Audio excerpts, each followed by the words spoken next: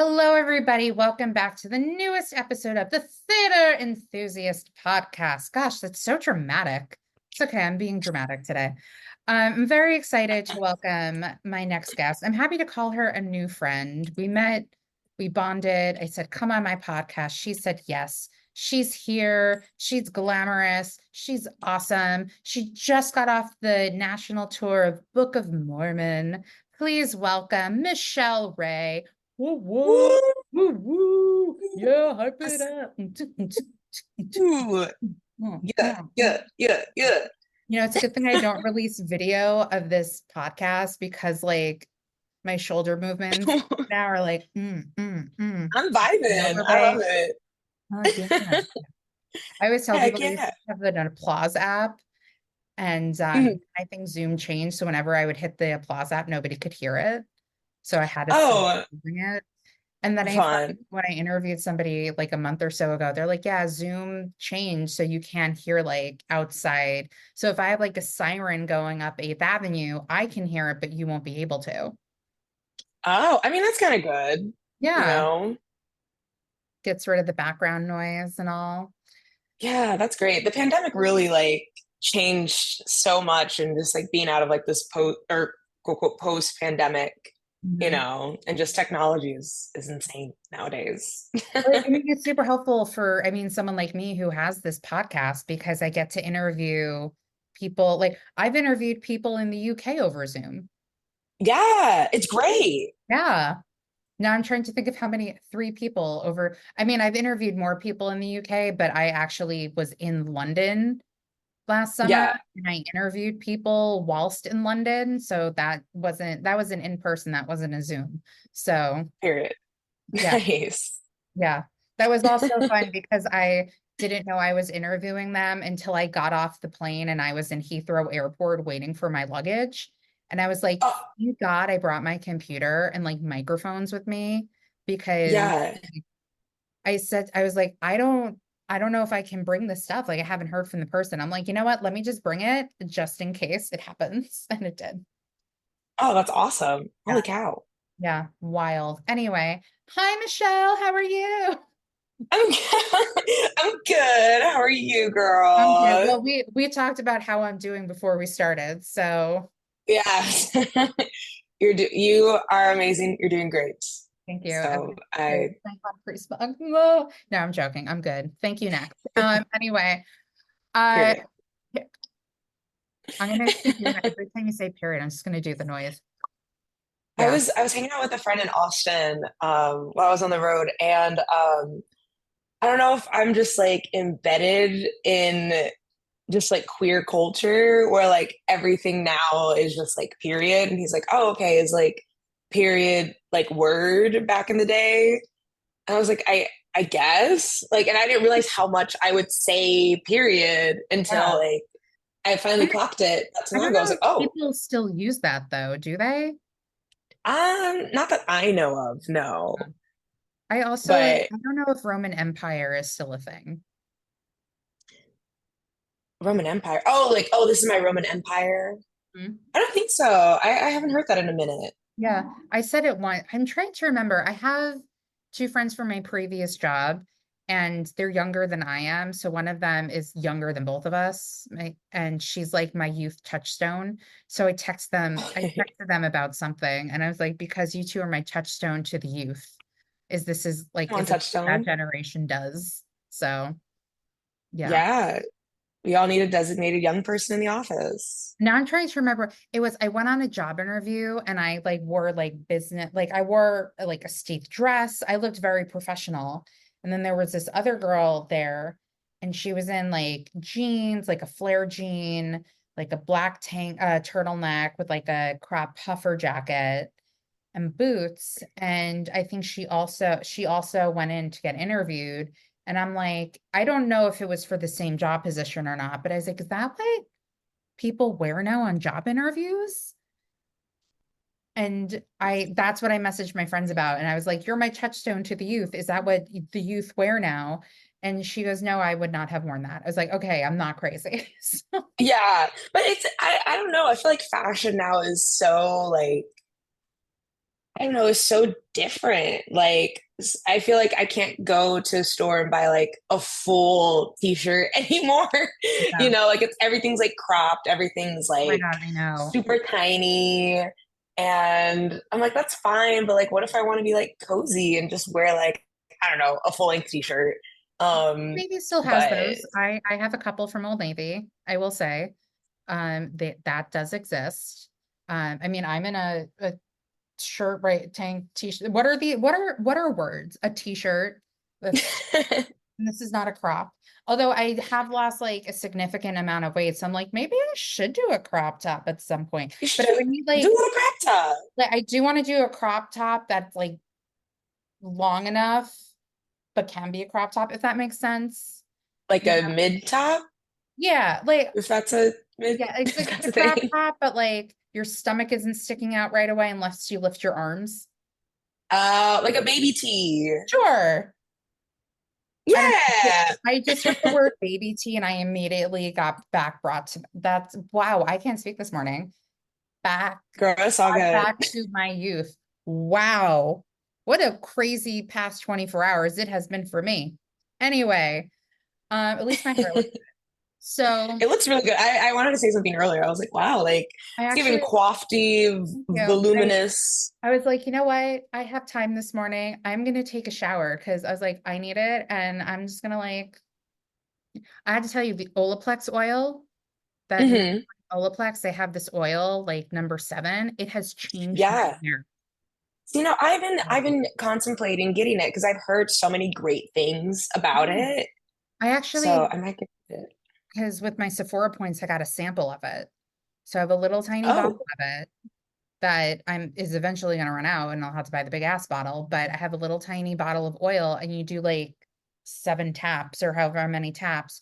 You just like do this part of your hair and then boom. bada bing, bada boom. Love Yeah. that. Yeah. Yeah, I started using the Sunday Riley CEO. I don't know, I became Canadian. Oh, I CEO. I couldn't speak for the first 5 minutes that we were talking. Literally a minute ago, I couldn't. No, I feel that. It's words are hard. I'm not gonna Dear Evan Hansen was right. Words are hard. Words Yeah. fail. Um, and that's okay. We learn from that. Yeah. But I don't know where that went, but I'm so sorry. I just started using the Sunday Riley CEO oil, and that has really changed my life. Like I have really dry skin.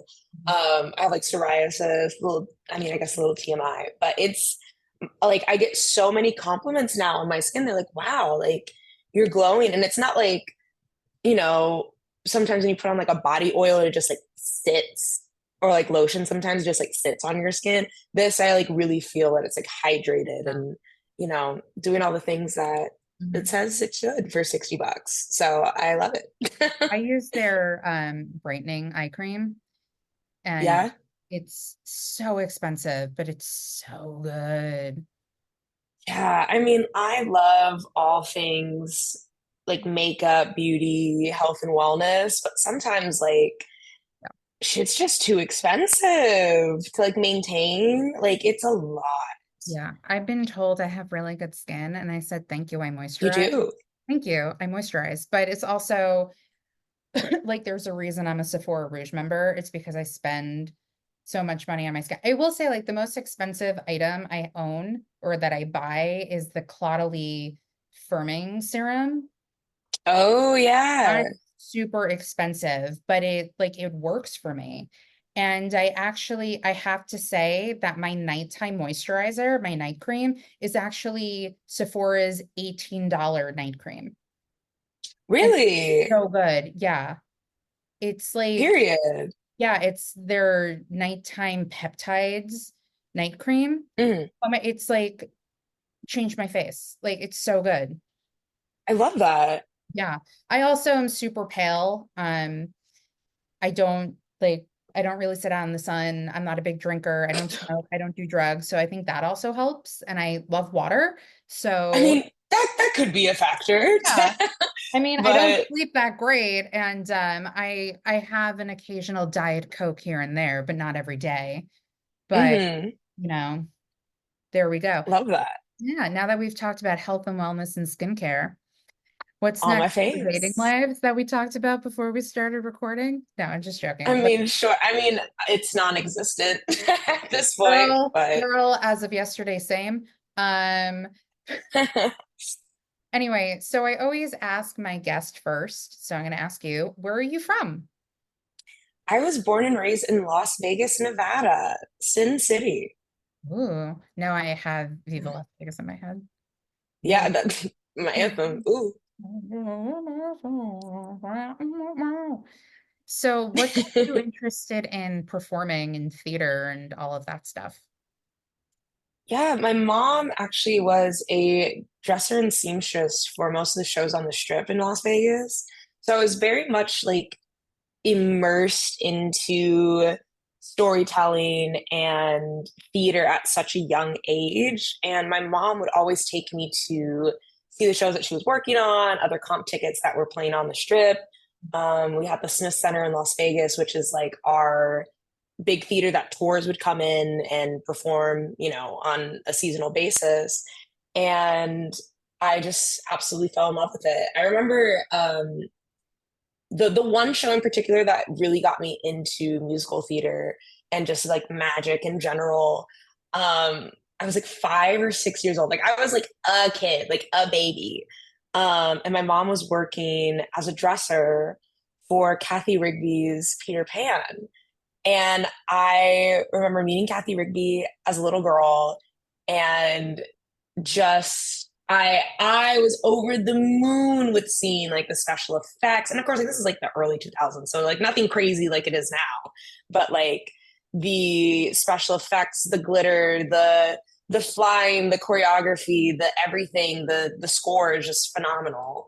Mhm. Um, and I was gifted like the VHS recording of the show, and I remember I wore that VHS out. I I just want to loved say that it makes me watching feel it. so much better. Think like I'm like, oh my God, she's so young, but you're not young enough to not know what a VHS is. So I appreciate that.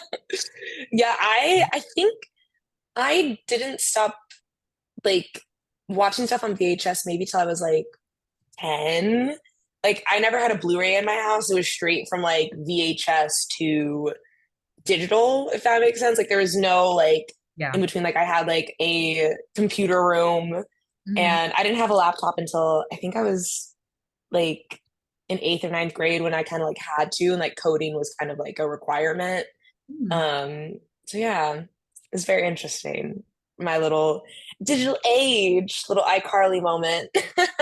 Now you're showing your age because I'm like, I think I'm just older. Even though You like are not, it's fine. People keep thinking I'm 28 and I don't correct them. as you shouldn't. Yeah, you are 28. Yeah, exactly. Thank you. Thank you. Next. That's going to be honestly because I have the song in my head because I bought it this morning off of iTunes because of the situation we talked about. And so now I think you keep saying period. Wait, you don't have Spotify? You don't have Spotify or like Okay, here's the Apple thing. Music? I'm poor. I didn't know you could still buy You songs can still though. buy I thought stuff. it was just a Okay, here's subscription. my thing. So, okay, this could also be me just being old or just unemployed and no money. I have no money. So I am not prepared yet to buy like however much for Apple Music for however long and like be on Spotify. Like I pay too much on like monthly stuff with streaming services that I don't want to add another thing to my bills.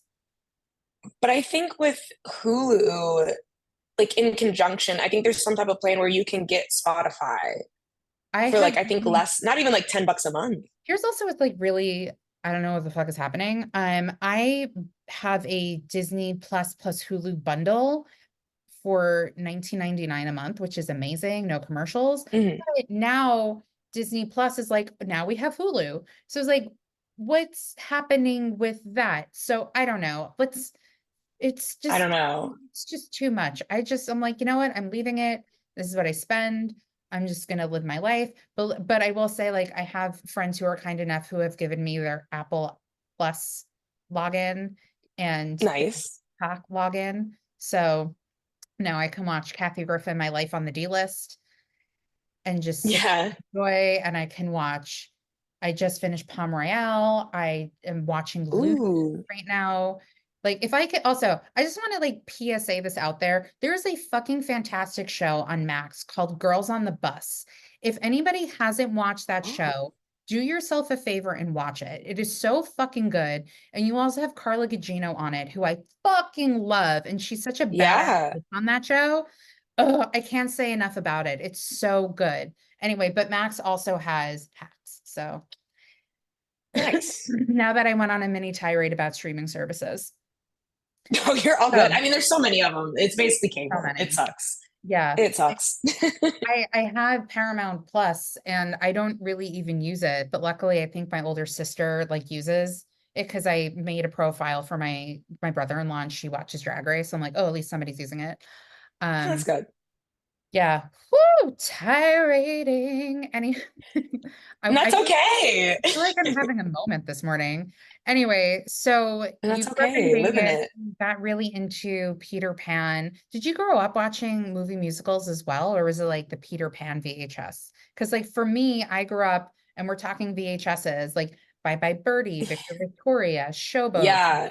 The Seven Brothers, Annie. I mean, I also grew up with like Dirty Dancing and Animal House, but like Yeah, no, unfortunately, definitely. yeah. Yeah, like all the like the golden era, golden age musicals, like The Sound of Music, Oh yeah, The and the King and sound of I. I watched that last weekend. I literally just like it's like I'm gonna sit in my bed and watch The Sound of Music, and I did, and it was glorious. Yeah, the last time I Everyone, watched The Sound of Music, I think was like when Pam and Tawny, mhm. the Pamela Anderson story Yeah, came out, and I was like, Pamela Anderson is a thespian, like as she should. And I was like, let me rewatch this. yeah, And it really they don't make movie musicals like they used to. I know we no, kind of talked about this with like La La Land like a few years ago, like, and I don't know, I would love to be a part of like a movie musical. I know Kendrick Lamar and the creators of South Park, Matt Parker and wait, of course I should know who are the creators of South Park, Trey but Parker. yes, they're like creating a movie musical within like the next year or so Yeah, when he's not beefing with Drake. But I agree with you. yeah, I don't think I mean the tide has also changed because there was an era of time where like you had like the Adam Sandler comedies, and then you had like yeah, like the comedic Brat Pack, which was like the Will Ferrell, Vince Vaughn, Luke and Owen Wilson, like those comedy movies, and then it kind of evolved to like the Judd Apatow like comedy movies, and that yeah, like the last bit of comedy movies that came out like that. And that, I agree, movie musicals aren't what they used to be. And also, is there an audience for that? You know? yeah. Especially we see with Mean Girls and The Color Purple and their movie musical Oh my adaptations, God, and I like loved The Color Purple. I saw it on New Year's Eve. I went to the movie theater. I cried like a baby. it's such a I moving story. It's so good.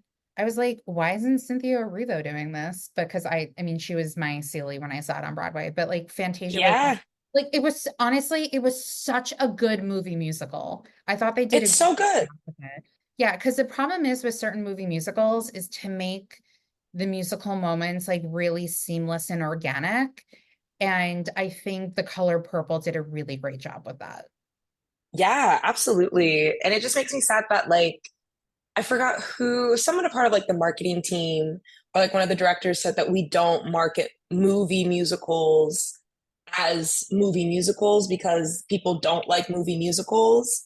Yeah. And I'm just trying to figure out as to why certain people don't like, or I had a conversation the other day. They're just like, we're not really big musical people. And I'm like, why? Like, there's Yeah. so much emotion and so much that you can do with a musical in general that I don't know, it kind of, I don't want to say like makes me sad, but I mean, each to their own, but like there's something so moving about that media of storytelling, Yeah. um, that it really just changes you as a person, you know?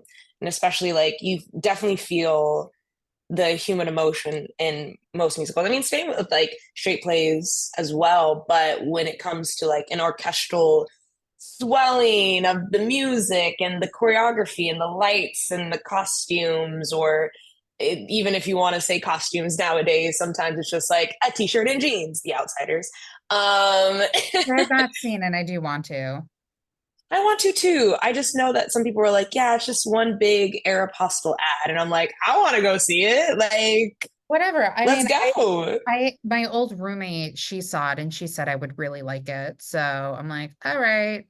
And Yeah, I want to see it yeah, again, so because bad. I'm poor and have no money, I'm like waiting to like, I will say though, I bought a ticket to see Stereophonic because if there is ever Okay. a current show on Broadway that has my name written all over it, it is Stereophonic.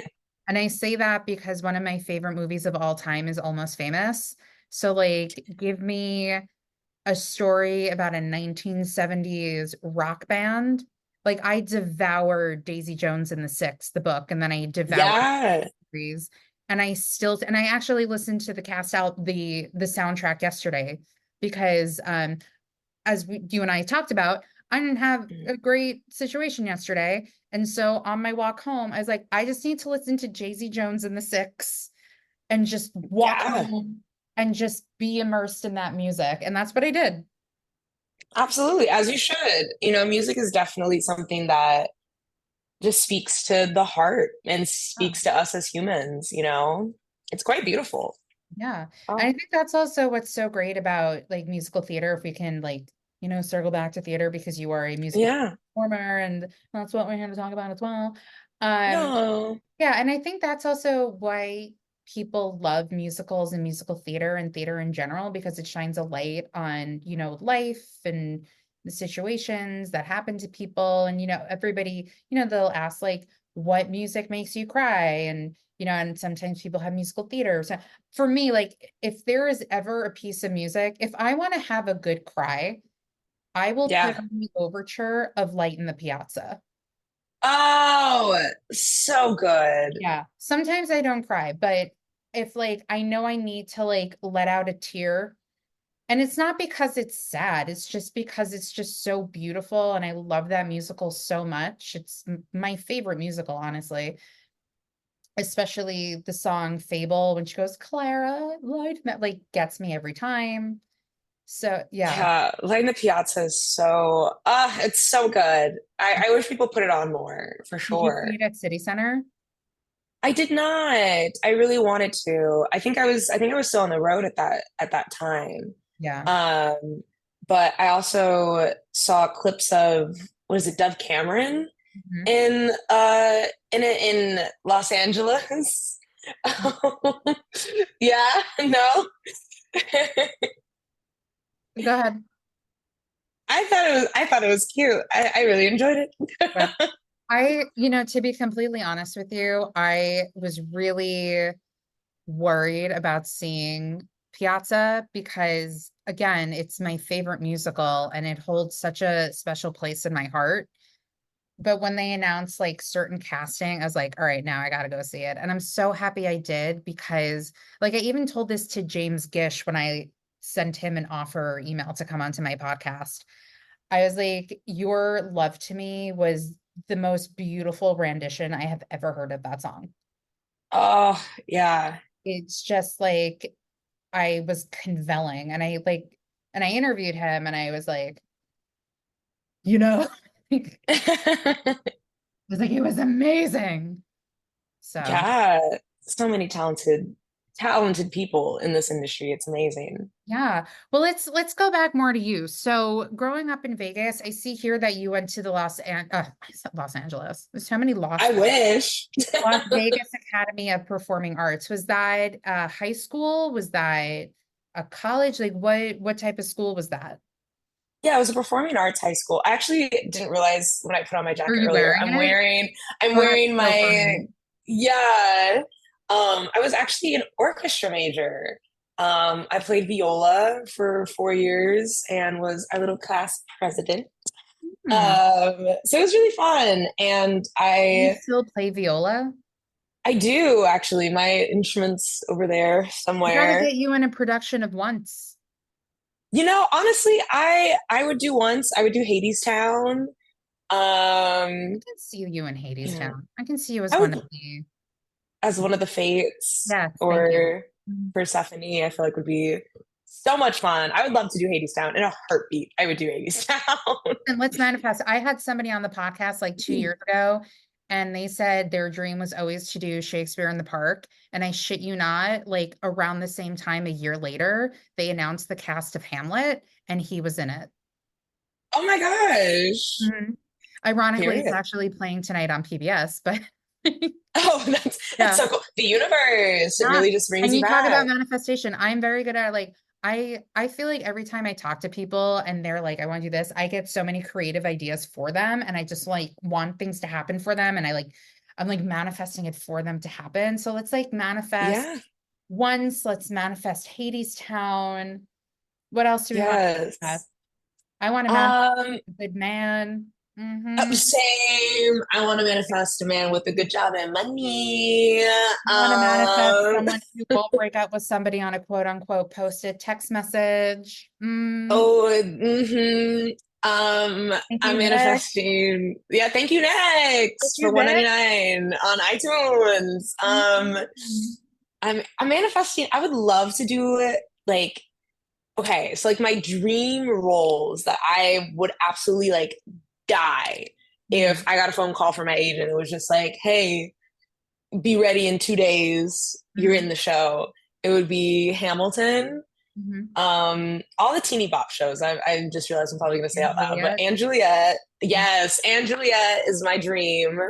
Um, Six, Hades Town, and I would like to like originate a role, or at least do like a workshop of an original, Well, you haven't you know, done work. workshops throughout like your time here in New York?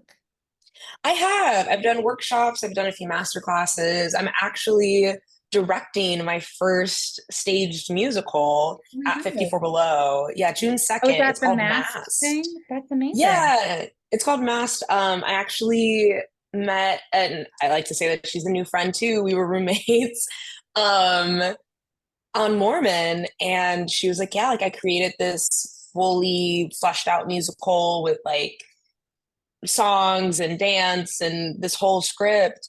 And I was thinking about doing it at 54 Below. I was like, oh, you absolutely should. And then not too long later, she was like, oh, yeah, so I'm doing this thing at 54 Below. Would you be interested in directing it? And I was like, hell yeah, I would. So that'll be my first time directing and just directing like a new work. I think is like really, really cool. She like created this whole thing in college and If you need an yeah. assistant director, I'm Yeah, available. absolutely. I'm not joking. Absolutely. I'm not joking. Because I have a degree in acting, but I think at this point I'm probably better with directing because I mean, telling people what to do is really great. But if you need like, I'm dead serious. Like, I have nothing going on right now. I would love to be in the room where it happens just to see how, Period. just to like try and get my foot even like a little bit more so within the industry. I would love to help out or even just be like a fly on the wall when you're working. Yeah, for sure. We're still figuring out our rehearsal schedule, which should be like really soon. Yeah. Um, but I'll definitely let you know Yeah, because please. it's I'm dead serious. Like let's not do the yes, absolutely, and it doesn't happen, but like let's make it happen. A no, of shouldfitation. course. Let's not do the shouldfitation where it's like we say we should, but we Invitation. never do. Yeah, no, definitely. We're Yeah. just trying to figure out the logistics of stuff before Yeah. our sits pro on the first and then the actual performance on the second. And it's going to be live streamed too, so Yeah. that's going to be very Yeah. exciting. Well, let's go back a little bit. So, what made you decide to go to Pace University? Because you have a degree. I'm just reading off your resume. Arts and entertainment business management slash directing. So when you were auditioning for Pace, were you auditioning how was your audition for Pace? Because I went to Pace University as we discussed when Mhm. we first met, Mhm. but I went to Pace years ago and Uh, the school is now its own performing arts school. When I went, it was just, the performing arts department. I auditioned for musical theater, did not get into the program, but the person who at the time was head of musical theater she said, you know, you have so many other things that you want to do. Why don't you just get a BA and then you Yeah. can audition for musical theater? So I ended up doing that. And then I ended up getting a BFA because I was taking all the BFA classes. And I did this performance my junior year. And I was meeting with someone about classes. And he goes, why don't you just get a BFA? He goes, you're taking all the classes. We'll use this performance that you did as your audition. So you don't have to re-audition and you just get a BFA. I'm like, okay. And then we walked out of the room and the head of the like acting department was there. And the guy said to him, yeah, so she's going to get a BFA and we're going to use her performance as her audition. And the guy said, okay. And that's like how I was Oh, to get like my BFA. sounds like pace. Yeah. But that's So anyway, so great. that's like my college story. I mean, for those who know me, and I probably mentioned on the podcast, I had a really bad senior year, which I don't like getting into because I get very riled up. But what was your experience like with PACE? Because there's been some stuff during the pandemic that came out. Um, Yeah. what was how did you audition? Like what was that whole thing? Yeah. So I mean, it's been a few years now. I remember auditioning for the musical theater like BFA program, and like some of these girls are like cut throat, and I'm like, okay, like Mm-hmm. this is a lot. That's fine.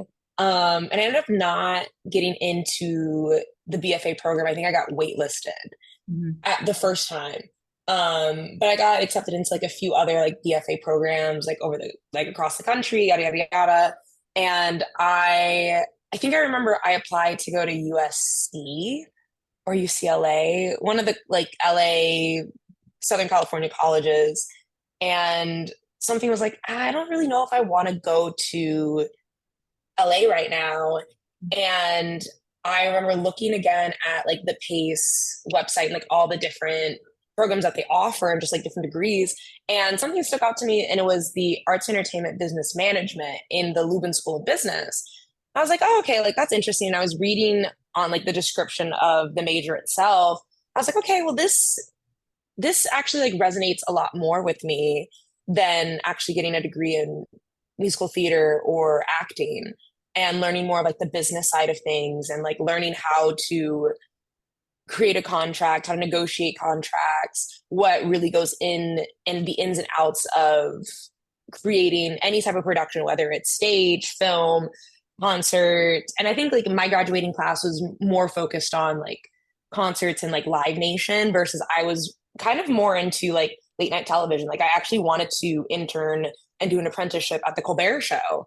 And I I think I withdrew my application and then reapplied as a Lubin School of Business major and was accepted and had like a really nice scholarship. So I was like, okay, cool. Like, bye, mom. I'm packing up my things, leaving Vegas, and like literally went across the country. Um, and with my mind, I was like, okay, like I'll go ahead and re-audition, like you had mentioned before, re-audition for the BFA program and see if I can double major. And the pandemic happened, like shortly after everything. So I maybe had a semester, um, I think I just had like a semester like as a regular person. And then I still took like workshop classes, master classes, different things they were offering at Pace. But Pace also offers certain dance, acting, and I think music classes or like music theory classes for non-majors. Yeah. So I Remember was they do still that. able, yeah, so I was still able to do all of that stuff. I And I will was like, say I was an acting major, but they did have an acting for the musical, like they had an act for the musical stage class for non-musical theater majors. So I yeah, did that. yeah. So it was like really cool. And like, I did that for like literally a few weeks. Mhm. And then all the stuff kind of came out on, on everything with CR Truths and kind of explained a lot about certain behaviors, which I won't really get like too much into because I don't know all the exact details. Mhm.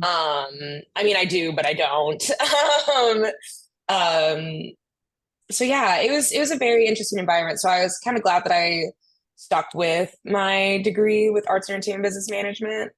Because it definitely helped me as a young adult and like a young professional in this industry, knowing like your rights as a performer and like negotiating contracts and reading, all these legal jargony type of Yeah. stuff that sometimes like I'll talk to my like colleagues on different contracts and they're like, yeah, I have no idea what this means. And it's like, oh, okay, well, like you can like an outlaw cause you or clause you can leave at a certain amount of time, X, Y, and Z. And just like talking to other performers, and they're like, why weren't we taught this our senior year of instead of having like a finance Mhm. class for like a semester once a week, like or indie theater producing I took my senior year of college.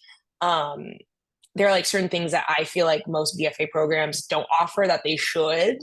Um, so yeah, that's my little soapbox. But Oh, that's yeah, great. I And that's definitely also, I told you, like, one of the main reasons I wanted to have you come on was to talk about this because, and like I mentioned before we started recording, one of the main goals of my podcast is whoever is listening, if they want to get into the industry, it's kind of learn about it from different people's perspective. And I think your perspective on people needing to know, even though it is quote unquote legal jargon, like needing to it's know, important. yeah, what's in a contract and all of that stuff, it's important, especially if you're starting out. And even if you take a few, Yeah.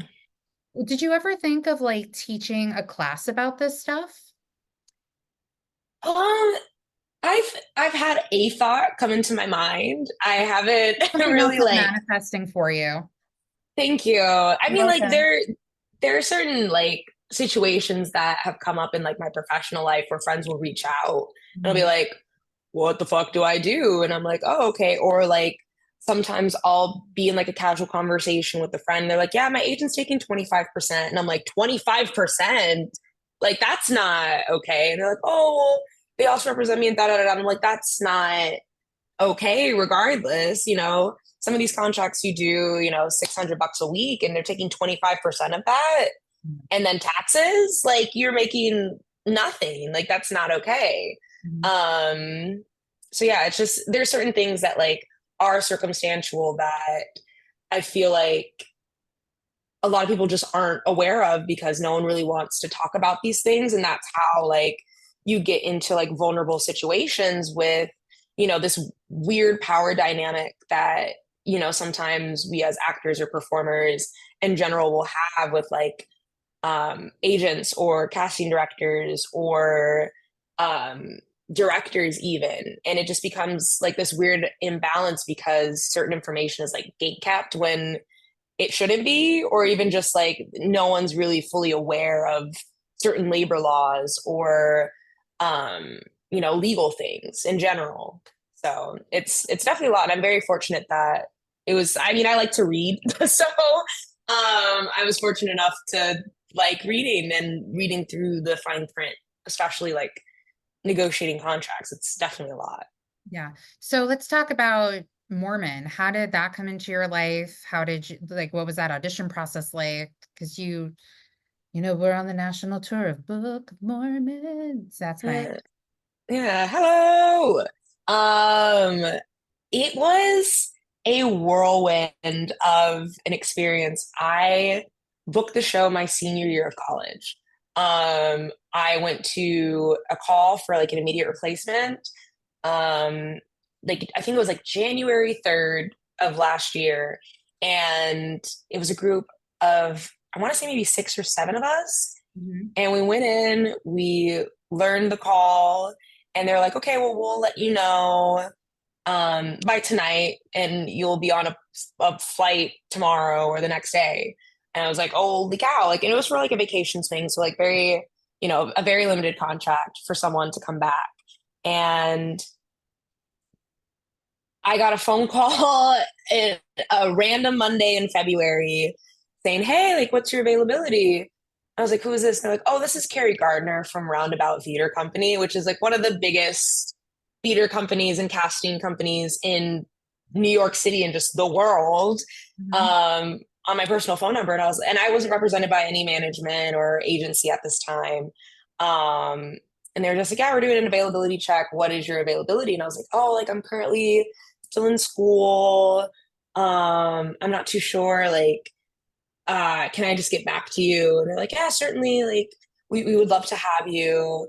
I was like, oh, okay, thank you so much. And I freaked out. I was like, I called, Jane Bartel, who I still talk to this day. And she's the best. She was a Rockette. She's a dance captain for, X amount of years, like absolutely phenomenal. She's like, oh, so like, are you going to take a leave of absence, or like, how are you going to talk to Pace? I was like, I don't know. Like, what is my mom going to think? Like, I don't know what to tell my mom that I'm leaving school to go on a national tour. And my mom was actually the last person that I told after I had like signed everything. I was like, so I'm leaving tomorrow. My apartment's packed up. I'll see you soon. Um, but yeah, so I went back to school and I talked to everyone. They're like, it's okay. Like, we already know. So I don't know who, what, when, where, talk to my academic advisors, or if another professor had mentioned it to them, or if it was Carrie, I don't know. But they were like, yeah, like you have our permission, like we'll just like sign a couple forms and you're good. We'll see you in May when you graduate. I was like, oh, okay, cool. So I literally had my lab kit with me, like my gen eds. I still didn't finish at this time. So I literally have smuggled rocks into Canada and back, um, and just did my senior year virtually on the road. And I would do it again in a heartbeat. I love the Book of Mormon. I saw the national tour when I was like 14 at the Smith Center in Vegas, and to see like Andrew doing I Believe at the Tony Awards, or even just like the Hello segment at the Tonys, like definitely like I remember sitting on my couch watching it as a child. And then my final show with Mormon, I was able to sit in the like little platforms that they stand on during Hello and see it move back and forth and move to the side. So it was really like a full circle moment. And I just have so much gratitude and gratefulness in that experience. And it definitely like changed me as a young professional and a young adult on like how to show up in the workplace, how to show up as just not just a human being, but also as a performer, and what self care looks like on the road. Because you're doing this show 8 nights a week, and it's different. Like when you're on Broadway, you have 8 shows a week, you clock in, you clock out, you can go home. Versus on a national tour, you're with the same people for God knows how long, sometimes up to 16 months, 6 weeks, 6 months. But you really have to take care of yourself, and what that looks like in a different city, in a different venue, getting familiar with your quick changes in a whole different setting, even after like you can clock in and like be in Austin, Texas, and the next day you're in like Arizona. And a complete like the theater might be set up differently, or it's smaller, or it's bigger. And like sometimes you're performing in front of 3,000 people a night and it's a sold out show, and there's standing room and there's this and there's that. So it's definitely an experience that I would love to do again. I would love to do another national tour. And I don't know, Mormon definitely, it was the book that changed my life 100%. So bada bing. Boom, boom. Yeah. So once Didn't go on Mormon, that ramble. so you just completed Mormon. You came back, like how long ago did you come back? My final show was in, I think, December 17th, I want Okay. to say, like right before Christmas. Mhm. So what has Yeah. life been like for you since coming back from the national tour? It's been a whirlwind for sure. I definitely, I was talking to someone about this, I think yesterday or the day before, about a season of growth for me for sure. Because now I'm post grad and post Broadway contract, and or at least like Broadway national tour contract, and going back to a different space, or being in spaces that I would have dreamed to be in, and now I have an agent, and or I have two agents. They're very sweet. Danny and Megan, they're the best and are always in my corner and like pushing me for greatness. Um, but just figuring out like what is the next step, and what it looks like taking care of my mental health and taking care of my body. Because I'm no longer doing a show 8 nights a week. And I still have like my survival jobs. Like I'm a professional figure skater, so I'm a figure skating instructor and choreographer. I also work at the Four Seasons currently, as a core agent. So it's just, it's nice to see a different perspective on the business, especially working at the Four Seasons with like our type of clientele and different like celebrities that will come in and out of the hotel. And, you know, I can't say too much due to like privacy and security reasons, but being able to like see, you know, the business aspect of things and like what it's like to have a community and have, you know, a team with certain celebrities and certain VIPs that come in. And with figure skating, I'm able to do it for myself and do it for fun. Yeah. I grew up figure skating in Las Vegas, which is a weird concept, but you know, being able to do something that brings me joy, but also like is able to pay my bills simultaneously is absolutely phenomenal. And like giving back to my community, I think is the best thing. Um, yeah. So it's definitely a moving wheelhouse. Like I'm still auditioning for stuff as well, and it's still in voice lessons, dance lessons, going to the gym. Like the grind like never stops. Yeah. Which is one thing that I was always told, but I didn't really like process until after my first contract or like even halfway through. I'm like, oh, like this never stops. Like I still need to be in dance classes regularly. I still need to stretch. I still need to be in vocal lessons. I still need to, you know, go to therapy, you know. So even if you have like the golden ticket, the grind never stops because you're always working for your next gig. Yeah. Yeah. Yeah. And also, the age old, like your voice is an instrument, you have to work it out and Yeah. keep that body and vocal grind going, girl. So, Trying my hardest.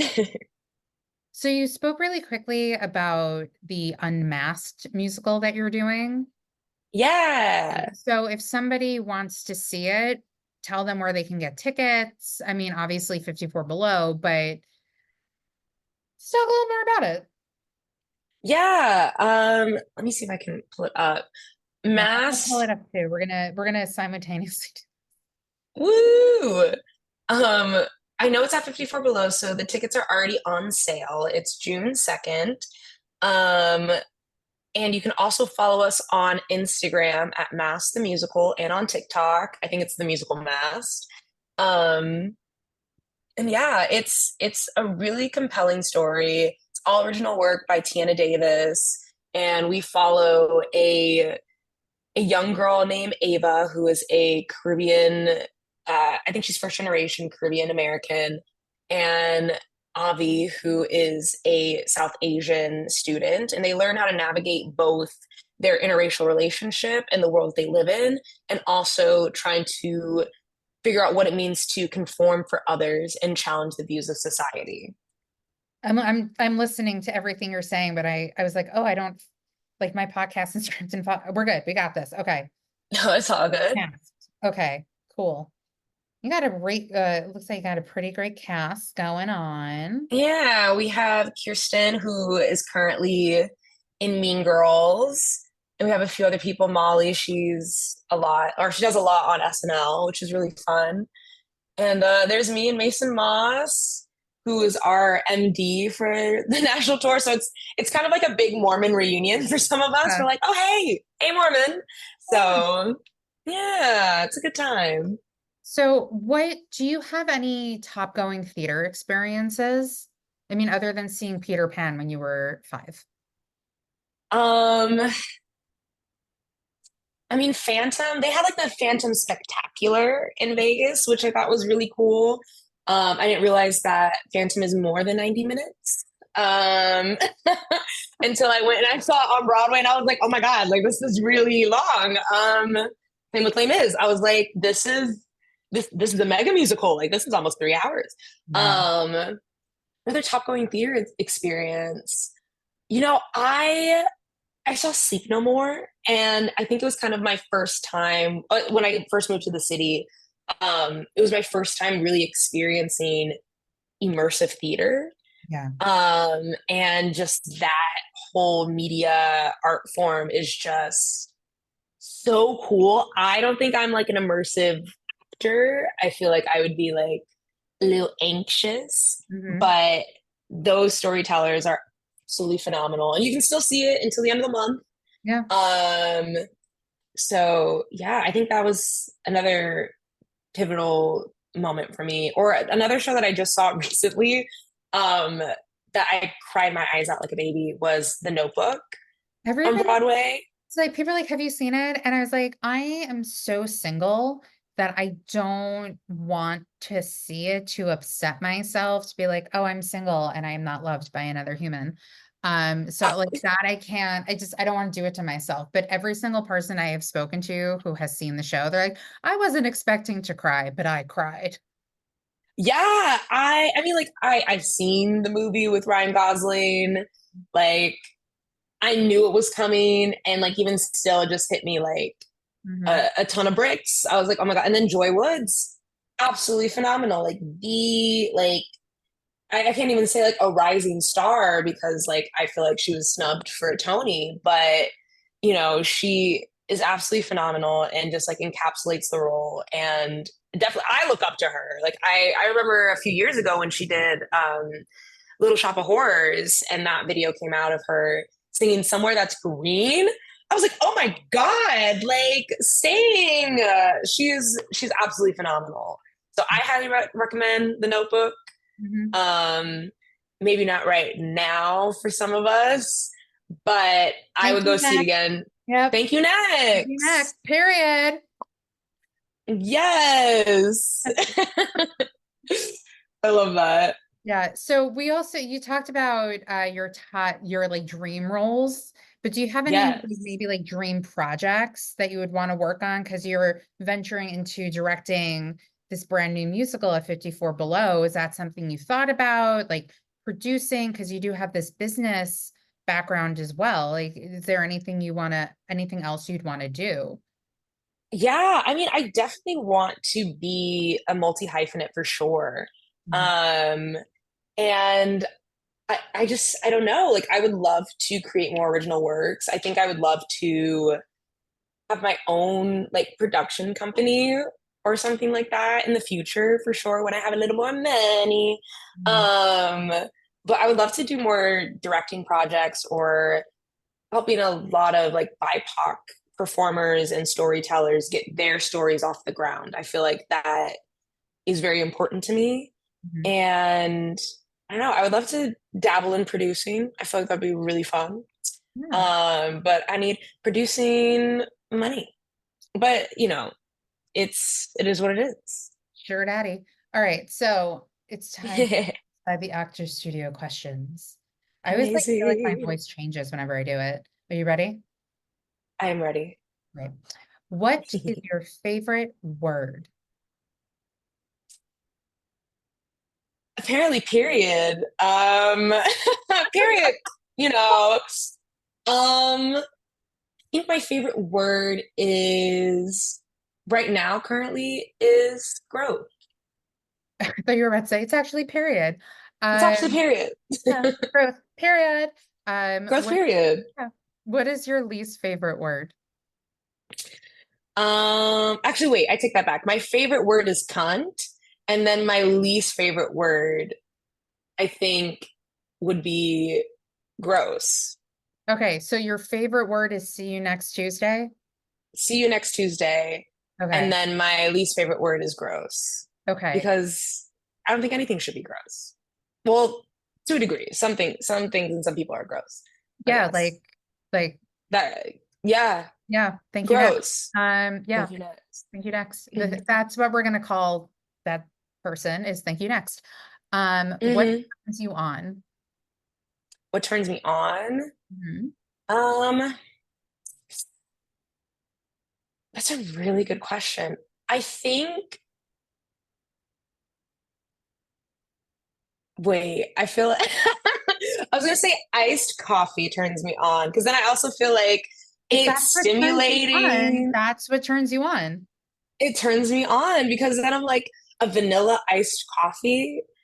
I feel like gets my creative gears going. It gets my spirits are up. I'm gonna get an iced coffee after this. I'm gonna get an iced coffee, head to work.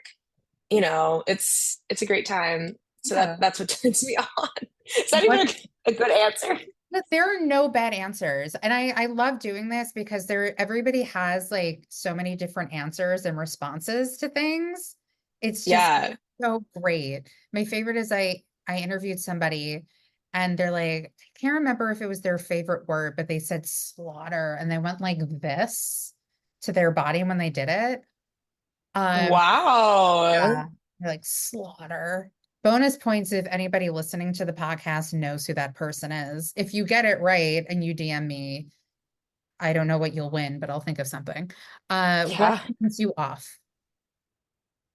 Um,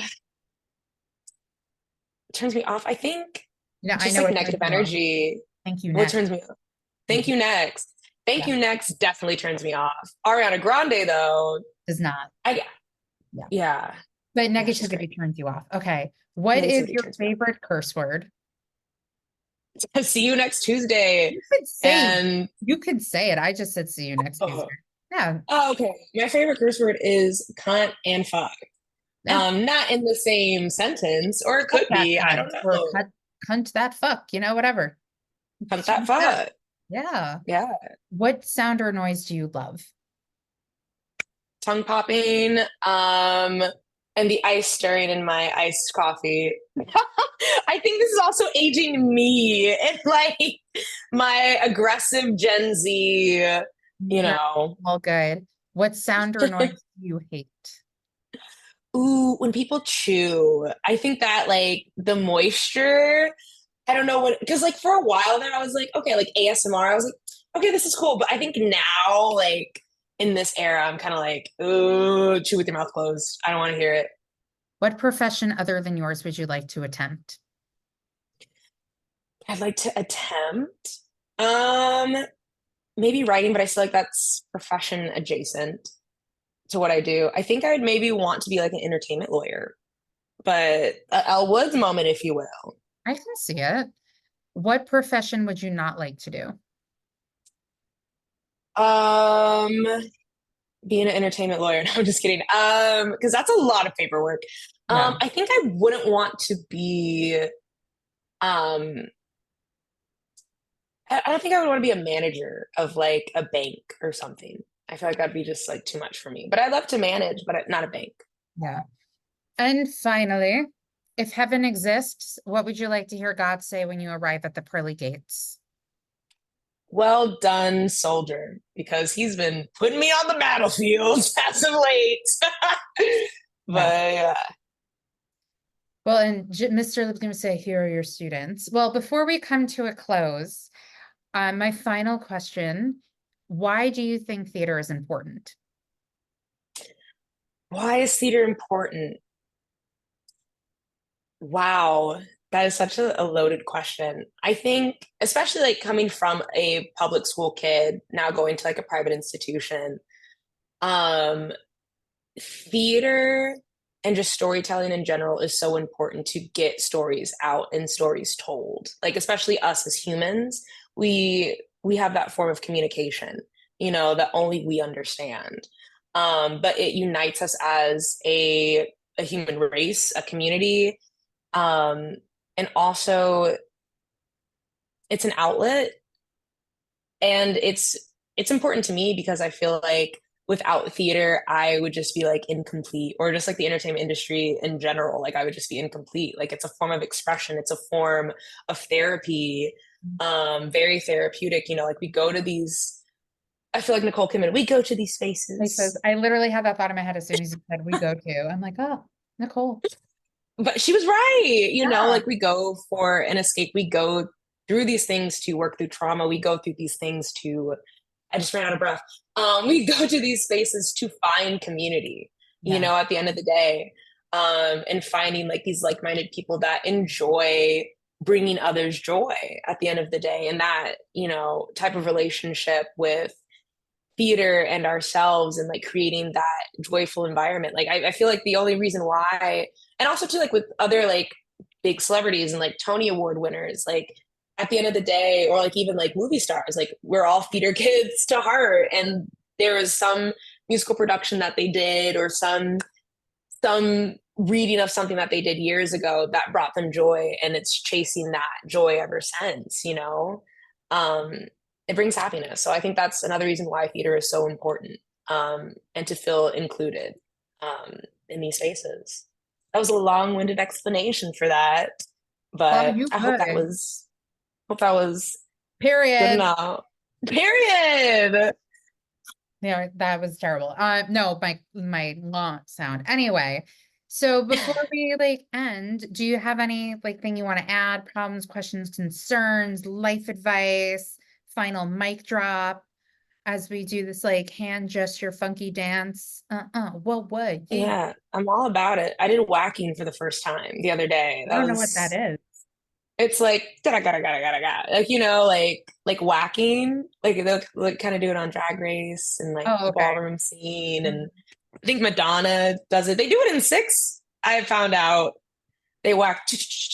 Okay. Okay. Yeah, I think it's coming to me. It's all coming back to me. back to me. You know, a full Celine Dion. I would also, that's the other show I would do. Titanic. Oh my God, I saw Titanic the other day and there's this moment that happened that I literally laughed into my playbill. It's so, oh God, it It's was so so good. funny. It's so good. I I have would a do friend in the Titanic in a show heartbeat. and I saw them after and I was like, you need your own cabaret. You need to come out with your own album so I can listen to it while I fall asleep at night. Just, yeah, Yeah, it's so good. yeah, So good. yeah. So Um, other than Titanic. Titanic. Mhm. Um, I guess for like any young performer out there or someone who wants to get into the industry, um, I the only advice that I would have is find something that makes you happy.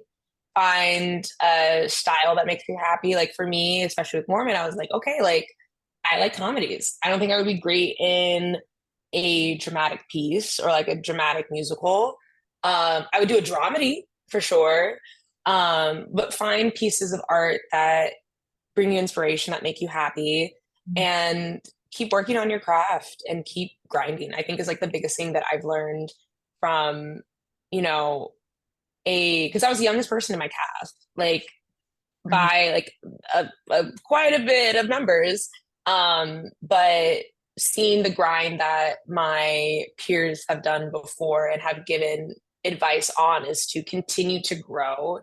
and continue to work on your craft. And the moment you start to feel comfortable with something, you're Mhm. not growing anymore. So feel uncomfortable, get uncomfortable, pick up materials that you gravitate towards the most, and find a community. I think that's the biggest thing. And the one thing that I'm still finding now, like being post grad and post tour, is like, okay, like what does my community look like now? Because now it's like I'm hanging out with people that I had dreamed of hanging out with and new friends that are very supportive and continue to find that support and support others. I think at the end of the day, and how we can progress our industry is just spreading positivity and spreading light Yeah. at the end of the day. Yeah. Well, thank you so much for coming on. You can stay on after I'm done recording, but Oh, thank you. of course, bye. I can't. See ya. I'm just Bye. Thank you. Next. Well, thank you, Michelle, so much for coming on. It was so delightful to talk to you. We need to like hang out in life more. absolutely. Yeah. We can go back Thank you to so that much for Mexican having me. restaurant. Of course. Yeah, that Mexican restaurant was phenomenal. I think about those margaritas quite often. Yeah, I realized the next day I'm like, ooh, I should like stay away from tequila. It doesn't sit well with me, but I'm still gonna probably get another one there. Anyway, I'm telling you, And it's that's that how it bean be. dip. It's that bean dip. It's That really, bean dip was to die for. You were right about that for sure. thank you. I appreciate you saying that. And yeah. Well, anyway, thank you all for listening and get your tickets for Masked. Masked. Oh, and Okay. then feel free to follow me on Instagram. What is I'm your at, handle? I believe right now it's Real Michelle Ray. It was like the real Mitch Ray, but now it's Real Michelle Ray, Ray. Well, I'm gonna tag you once this is announced, so they'll know. Oh, Yeah. period. All right. Thanks all for listening. Thank you guys.